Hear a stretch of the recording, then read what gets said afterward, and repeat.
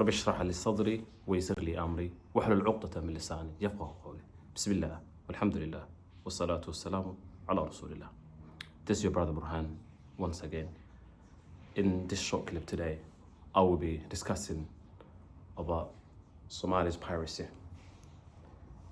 I get asked this question quite a lot in the UK, and most of the non-Somali people know Somalia for few things. One of them being piracy. Piracy is one of the most well-known things Somalia is known for. And of course, every story has two sides. And sadly, the only side of the story that we get to hear about Somalia and its piracy is the fact that they're causing a lot of problems to the world. Hijacking ships, boats, en route to the other parts of the world, causing havoc, causing delays to shippings and all sorts of stuff. Yes, there's some truth about that. But sadly, there is another side to that story, which most of the non-Somalis have not been told. And as a Somali, I decided to share that story, even though I don't think I'm going to be able to, just get this story, the entire issues concerning that story, across to you. There's so much. It requires so much research, requires so much. But just very little amount of information that I have is what I decided to share with you today. I don't know if you have seen my previous video, which was regarding Somalia and its government collapsing back in the 1990s. That is that is linked to what's actually going on in Somalia now. In my previous video, I mentioned that Somalia has got the longest coastline in the continent, in the mainland African continent, after the island nation of Madagascar. If I'm not mistaken, Somalia's coastline is 3,333 kilometers long. That's literally the amount of sea the country sits on.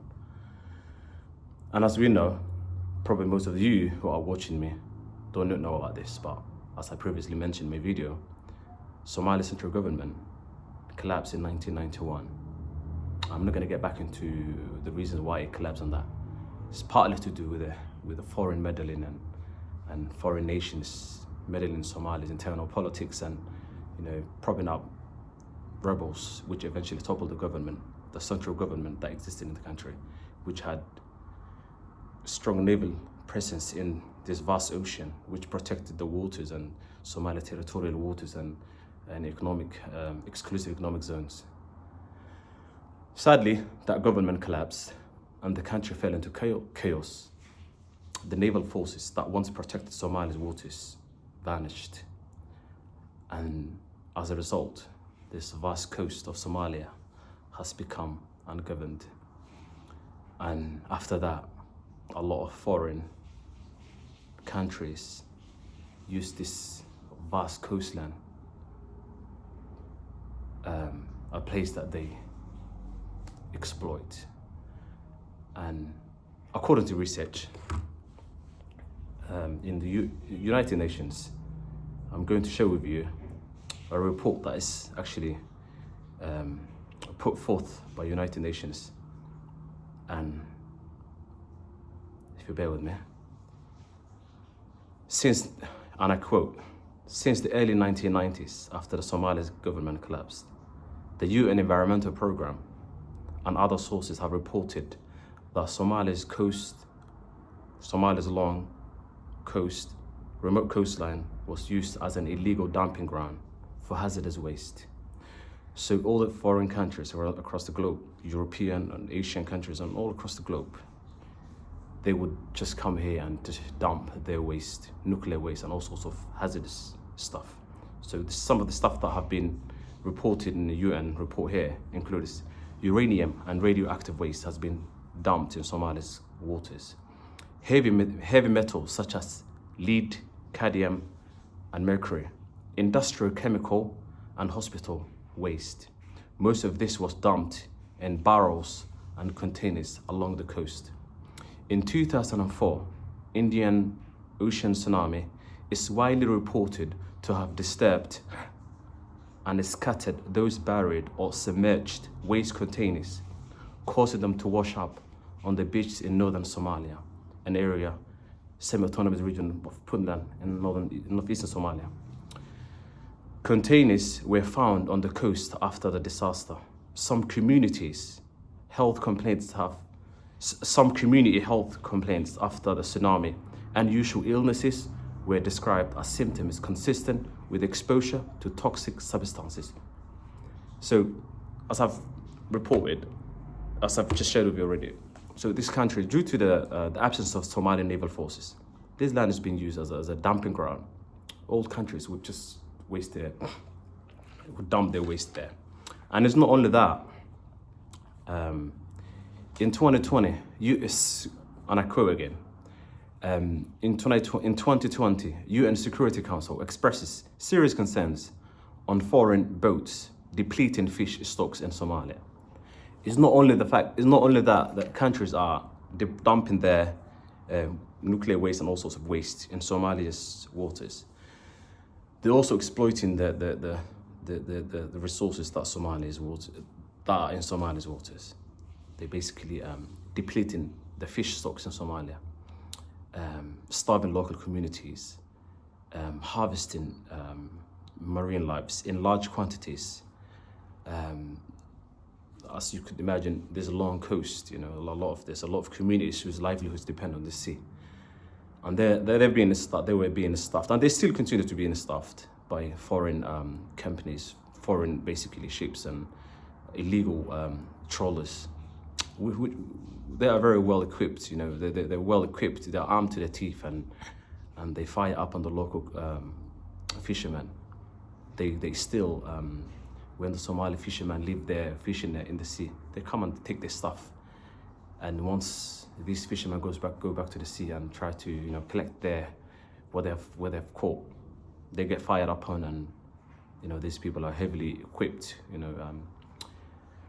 And after that, basically, a lot of community whose livelihood depend on the sea or what comes out of the ocean, basically mobilize themselves and they armed themselves, and they said, we're gonna have to take the war to these people.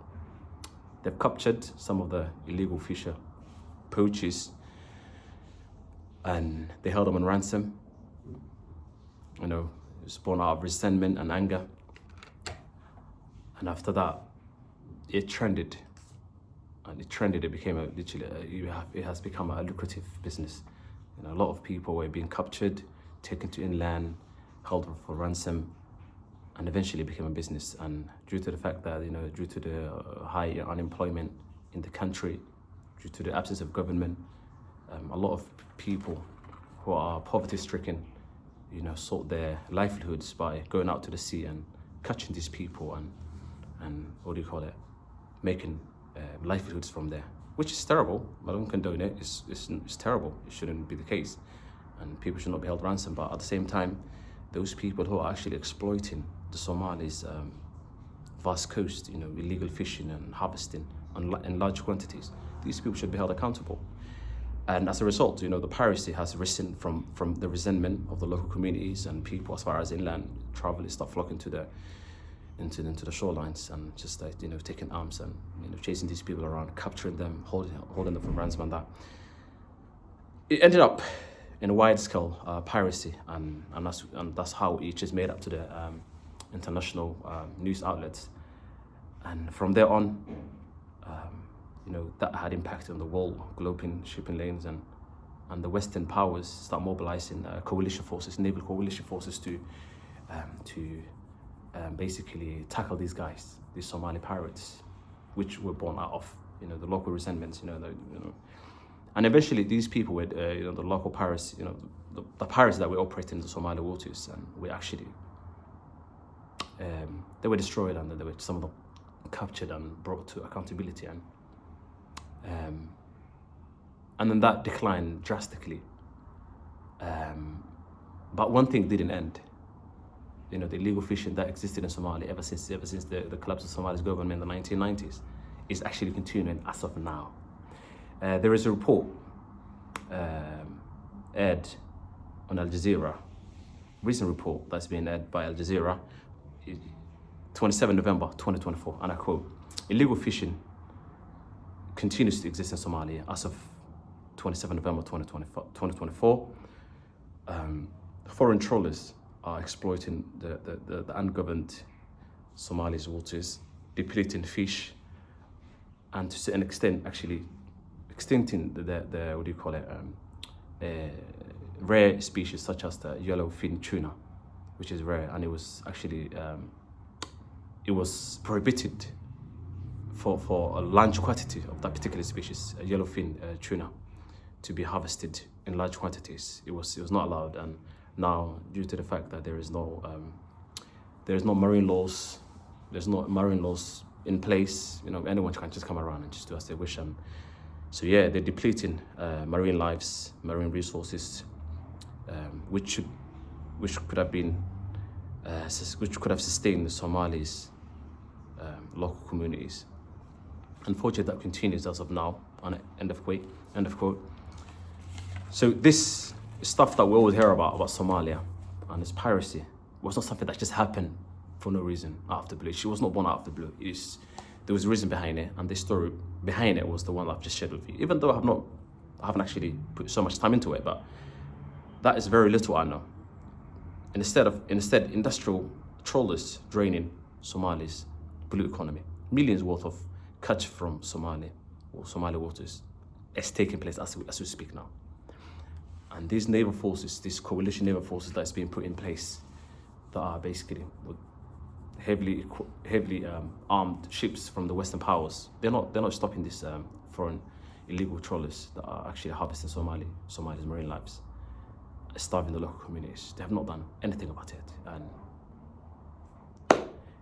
some reports suggest that there's a mobile tuna factory is floating in the horizon, in the coast, within the Somali territorial waters, literally catching the tuna and just processing it there and then and shipping it to the world. So that's the short story I would like to show you today. I hope you get the sense of what I'm trying to put forth. And those of you who like to know much about Somali's issues, and do a bit of research on Somali's the stuff that's going on.